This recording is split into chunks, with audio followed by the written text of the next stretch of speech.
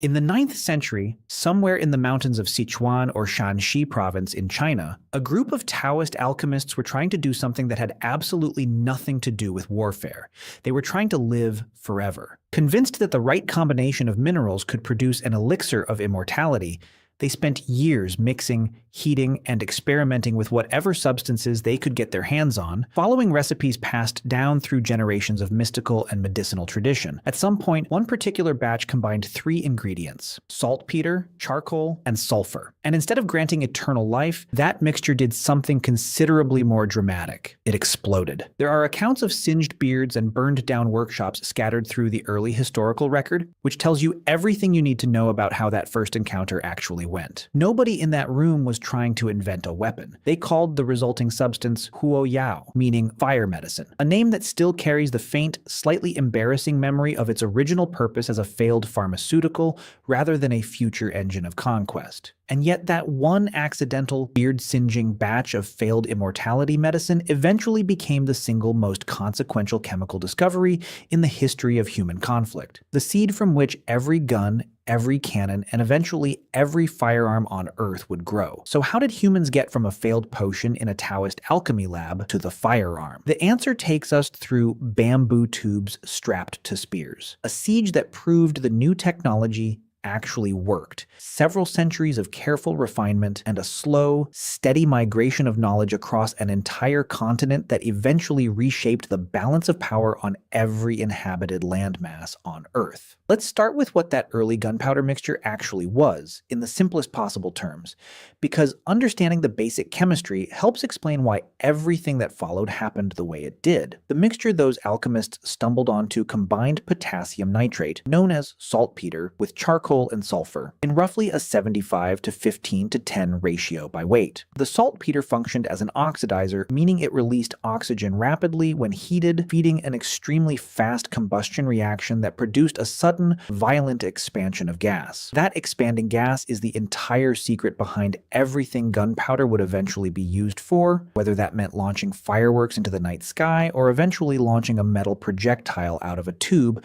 with enough force to punch through armor. In its earliest documented uses, gunpowder wasn't weaponized at all. It was used for fireworks, smoke signals, and festival entertainment, exactly the kind of celebratory, decorative application you'd expect from something originally discovered by monks chasing immortality rather than military engineers chasing battlefield advantage. For generations, ordinary people across China encountered this substance primarily as spectacle rather than threat, lighting up festivals and religious ceremonies with bursts of color and noise that had nothing to do with combat at all. That changed once military commanders during the Song dynasty got a look at what this volatile new substance could actually do. Between the 10th and 12th centuries, Chinese engineers developed something called the huo qiang, or fire lance. And the design was genuinely about as simple as a weapon could possibly be. Take a length of bamboo, strap it firmly to the end of a spear, pack the tube with gunpowder, and light it during close combat. The result was a polearm that spewed flame and burning debris directly at anyone within arm's reach, turning an ordinary spear into something considerably more terrifying to face in a melee. Defenders used fire lances during the siege of Daean in 1132 against attacking forces climbing their walls, and by every account the weapon worked exactly as intended, scorching and disorienting attackers in a way conventional spears simply couldn't match. The psychological effect alone was significant. Soldiers who had spent their entire lives training to fight with blades and spears suddenly found themselves facing an enemy who could project fire itself, and that kind of shock often mattered as much on a medieval battlefield as the actual physical damage inflicted.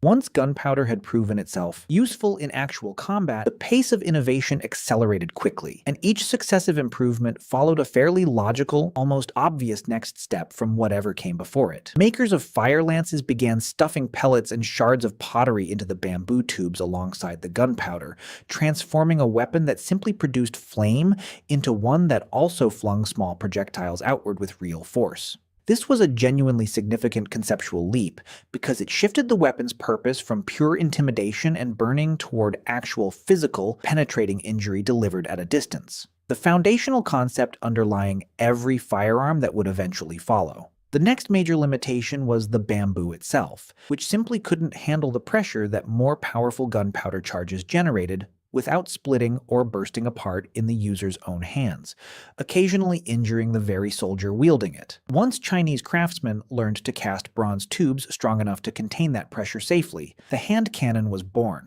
A weapon that used the expanding gas from gunpowder combustion to launch a single solid projectile with considerably more force and considerably more range than any bamboo fire lance ever could. By the 13th century, metal-barreled hand cannons were already in regular use across China, representing a genuine technological leap in both reliability and effectiveness compared to the earlier bamboo-based weapons. Chinese engineers also scaled the same basic concept upward, producing devices with names like the thunderclap bomb and the heaven-shaking cannon, weapons capable of delivering genuinely high-impact explosions on a battlefield and reducing fortified positions that had previously seemed unassailable. When the Mongols invaded China in the 1200s, they encountered these gunpowder weapons firsthand during sieges like the famous defense of Kaifeng in 1232, and the experience left a lasting impression. Rather than simply being defeated by the new technology, the Mongols absorbed it, and once they had conquered China and established the Yuan dynasty, they carried gunpowder weaponry with them as they pushed westward into new conquests across Asia and toward the Islamic world. This is genuinely one of history's more important and underappreciated technology transfers, because Mongol military campaigns functioned almost like an accidental delivery system, carrying gunpowder knowledge across enormous distances far faster than trade caravans or diplomatic exchanges ever could have managed on their own, spreading a Chinese invention across the breadth of Eurasia within the span of just a few generations. It's also worth noting that gunpowder weapons didn't develop along a single straight line during this period. Alongside hand cannons and fire lances, Chinese military engineers also developed rockets and fire arrows, gunpowder-propelled projectiles that found use not just in China but eventually in Korea and India as well, traveling along separate but overlapping routes from the hand cannon's own path westward. These rocket weapons never fully disappeared the way the fire lance eventually did once true guns matured. Instead, they persisted as a distinct branch of gunpowder technology, one that would resurface centuries later in European warfare. And, much later still, in the earliest ancestors of modern military and space rocketry. The story of gunpowder, in other words, doesn't just lead to the gun. It branches, with one path heading toward the firearm and an entirely separate path heading toward the rocket, both rooted in the same accidental discovery made by alchemists who wanted nothing to do with either outcome. From there, gunpowder technology spread outward along multiple overlapping routes simultaneously, reaching the Islamic world and eventually Europe, through a combination of military contact, trade, and the broader wave of cross-cultural exchange that characterized the 13th and 14th centuries. Historians studying this period point to a broader pattern worth appreciating. Gunpowder wasn't the only major Chinese invention making its way westward during this era. Paper, printing, and the magnetic compass all traveled the same general routes during roughly the same stretch of centuries, part of a much larger flow of technology and knowledge moving from east to west long before anyone had coined the term globalization. Some historians have noted that early European cannons bear such a close structural resemblance to Chinese designs that a direct transfer of knowledge seems considerably more plausible than independent invention happening to arrive at nearly identical solutions by coincidence. Once the technology reached Europe in the late 13th century, it landed in a political and military landscape that gunpowder weapons would, over the following centuries, completely and permanently transform, eventually dismantling systems of feudal military power that had stood for hundreds of years. The transformation wasn't instant. Early European hand cannons, much like their Chinese predecessors, were crude, slow to reload, and difficult to aim with any real precision. Essentially a small cannon mounted awkwardly on the end of a pole. You loaded powder and projectile into the open end, touched a smoldering ember or a length of slow-burning cord to a small touch hole, and hoped, with considerably more optimism than confidence, that the resulting explosion would actually send the projectile somewhere useful. But even in this primitive form, the weapon carried a psychological and practical impact that traditional melee weapons simply couldn't match. Castle walls that had withstood traditional siege equipment for generations began falling to cannon fire. Mounted knights in heavy armor, the dominant military force across medieval Europe for centuries, found themselves increasingly vulnerable to a weapon that didn't care how much steel you were wearing, since enough gunpowder-driven force could punch straight through it regardless. The entire social and military order built around expensive, heavily armored cavalry began to wobble, because a relatively cheap weapon in the hands of a far less expensively trained soldier could now neutralize an opponent who had spent a lifetime and a fortune preparing for combat in the traditional way. This shift had consequences far beyond the battlefield itself, reshaping the very architecture of European warfare.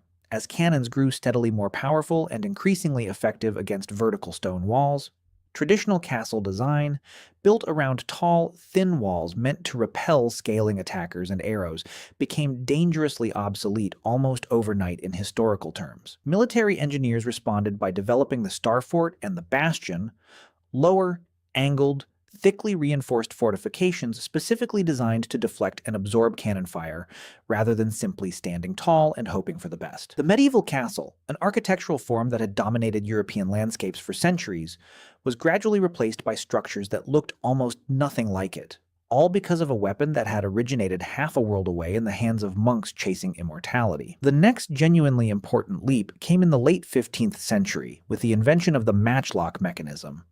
And this single development is what finally turned gunpowder weapons from clumsy novelties into the backbone of organized infantry warfare across the continent. The fundamental problem with earlier hand cannons was that actually firing one required two hands and considerable coordination. One hand to steady the weapon, the other to apply a burning ember or cord directly to the touch hole at exactly the right moment, all while trying to actually aim at a moving target on a chaotic battlefield. The matchlock mechanism solved this elegantly by attaching a slow-burning cord, held in a curved clamp called a serpentine, directly to the weapon itself. Pulling the trigger lowered that already burning cord directly into a small pan of priming powder, igniting the main charge automatically and freeing the shooter to actually hold and aim the weapon with both hands, right up until the moment of firing. This may sound like a modest mechanical tweak, but it was genuinely transformative because it was the first mechanical firing device ever applied to a small arm, and it allowed, for the first time in history, a single trained soldier to fire a gunpowder weapon with some real degree of aimed precision, rather than simply pointing roughly in the right direction and hoping for the best. By the early 15th century, matchlock arquebuses were appearing in growing numbers across Western Europe, particularly in Spain, France, and the territories of the Holy Roman Empire, and the weapon spread rapidly from there across the entire breadth of Eurasia. The Ottoman Empire, already experienced with gunpowder weaponry since the 14th century, incorporated matchlocks directly into the elite Janissary Corps that formed the backbone of Ottoman military power, using the weapon to great effect in engagements such as the Battle of Goa in 1510 alongside the Portuguese forces that also relied heavily on matchlock weaponry during that same period. In 1543, Portuguese traders introduced matchlock technology to Japan, where local gunsmiths refined the design so thoroughly that Japanese matchlocks, known as tanagashima, came to be regarded as some of the finest crafted firearms anywhere in the world during that period, prized for their precision and craftsmanship even by European observers. China itself, having started this entire chain of innovation centuries earlier, ended up reabsorbing an improved version of its own original invention, developing matchlock weapons known as birding guns, specifically to counter ongoing Mongol incursions along its northern frontier, a genuinely strange and fitting historical loop for a technology that began as a failed immortality potion in that same general region. Matchlock muskets eventually became heavy, powerful enough to need a forked rest just to support the barrel while aiming, weighing as much as 25 pounds in some configurations, but capable of punching through plate armor at ranges that made traditional swords and pikes increasingly irrelevant on an open battlefield. Because reloading and firing a matchlock took considerable time, and because the weapon left the user briefly vulnerable during that process,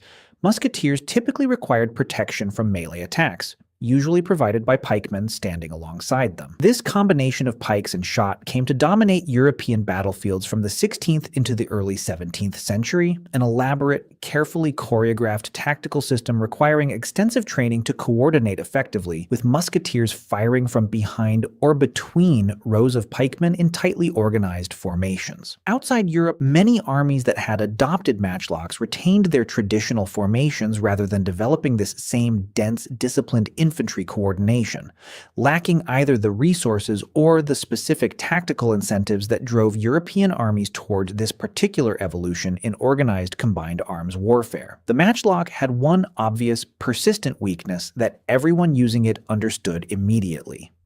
It required an open, slow-burning flame at all times, which made it nearly useless in wet weather, gave away a soldier's position in darkness, and required constant management of burning cord even when nothing was happening on the battlefield at all. The solution arrived gradually, through several intermediate steps worth understanding. The wheel lock, developed in the early 16th century, used a spring-loaded wheel spinning rapidly against a piece of pyrite to generate sparks, eliminating the need for a constantly burning match entirely.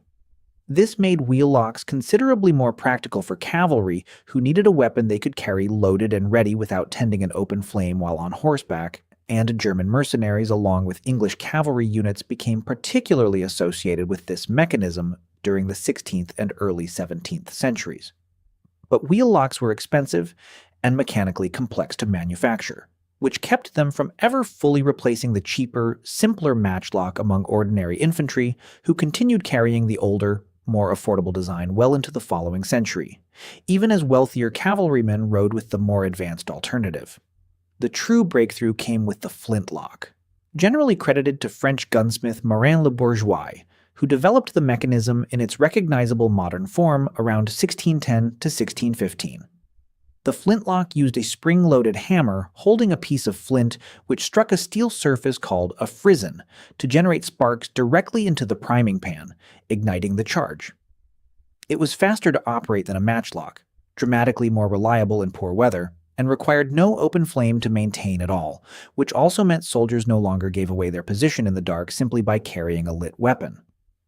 By the 1630s, the flintlock mechanism had spread rapidly across Europe, with the Dutch States Army among the first to formally adopt it as a standard-issue infantry weapon, and within a few decades it had become the dominant firearm mechanism across essentially every major European military, a position it would hold for roughly 2 centuries, right through the colonial expansion, the Napoleonic Wars, and the American Revolution that followed, where flintlock muskets carried by both colonial militias and British regulars defined the entire conflict from start to finish.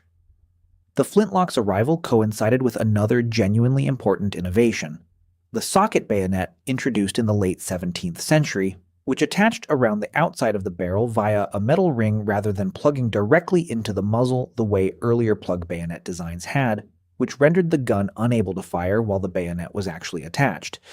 This seemingly small change meant a soldier could fix a bayonet to his musket and still fire it normally, combining ranged firepower and close combat capability in a single weapon for the first time. The practical effect was enormous. Armies no longer needed dedicated pikemen standing alongside their musketeers for protection, since every soldier carrying a flintlock and bayonet could now function as both shooter and spearman, depending on what the moment required. This single combined development, sometimes called the Infantry Revolution, simplified training, simplified logistics, and fundamentally reshaped how European armies organized themselves on the battlefield, allowing regiments to become more versatile and capable of engaging enemies at range or in close combat without needing to reorganize entirely between the two modes of fighting. The bayonet charge also carried its own distinct psychological weight on the battlefield, since the sight of an advancing line of soldiers with fixed bayonets often broke enemy morale before a single shot or thrust ever actually connected.